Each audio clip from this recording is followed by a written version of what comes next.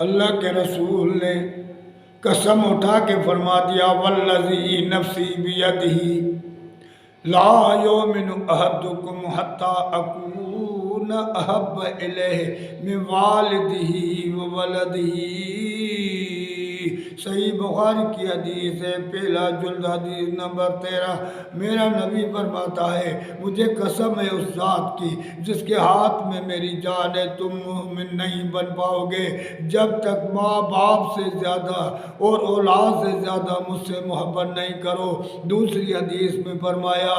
والناس اجمعین، اور پوری دنیا سے زیادہ، پورے انسانوں سے زیادہ مجھ سے محبت نہیں کرو۔ اور دوسری حدیث میں فرمایا والذی نفسی بیدہ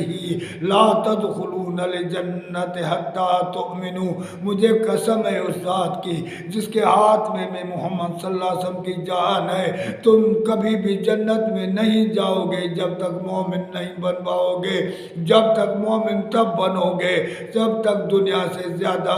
میرے اللہ اور میرے نبی کی محبت اندر میں نہیں آ جائے۔ ہم کیسے ہیں کہ اللہ اور اس کے رسول کی بات سننے کے لیے بھی تیار نہیں ہے۔ اللہ کی بات کی جاتی ہے بھاگ جاتے ہیں، رسول کی بات کی جاتی ہے بھاگ جاتے ہیں، شیطان کی بات کرے تو سارا دن بیٹھے رہتے ہیں، جھوٹ کی بات کرے سارا دن بیٹھے رہتے ہیں، فحاشی کی بات کرے سارا دن بیٹھے رہتے ہیں، دندے کی بات کرے سارا دن بیٹھے رہتے ہیں، گندگی کی بات کریں سارا دن بیٹھے رہتے ہیں، اور اللہ اس کے رسول کے بات میں بھاگ جاتے ہیں، تو فلاح کہاں ملے گی، کامیابی کہاں ملے گی، آخرت میں ہم کہاں جنت کے امیدوار ہوں گے؟ کیونکہ جنت کے امیدوار تب ہوں گے جب اللہ اس کے رسول کے زبان پر یقین ہوگا، ہمیں پورا یقین ہوگا اللہ نے جو فرمایا حق فرمایا، میرے نبی نے جو فرمایا حق اور سچ فرمایا، ذرا بھی شک کیا تو ہم برباد ہو جائیں گے۔